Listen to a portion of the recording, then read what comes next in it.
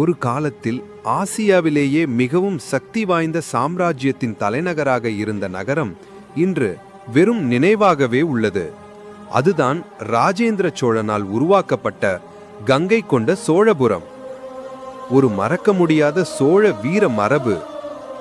1000 ஆண்டுகளுக்கு முன் ராஜேந்திர சோழன் தெற்கிலிருந்து புறப்பட்டு வடக்கில் கங்கை வரை படையெடுத்து பல மன்னர்களை வென்று கங்கையிலிருந்து நீரெடுத்து கங்கை கொண்ட சோழன் என்ற பட்டத்தை பெற்றார்.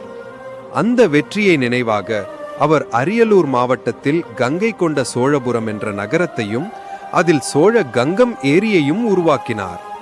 இன்றும் கங்கை கொண்ட சோழீஸ்வரர் கோவில் அவரது சிறப்பையும் சோழர்களின் கலை செழிப்பையும் பிரதிபலிக்கிறது.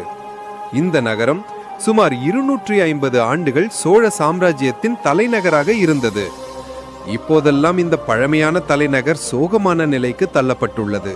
கோவில் மட்டுமே நிலைத்து நிற்கிறது. சோழர்களை வீழ்த்திய பாண்டியர்கள் பழி வாங்கும் பொருட்டு இந்நகரத்தை அழித்திருக்கலாம் எனவும் கருதுகிறார்கள்.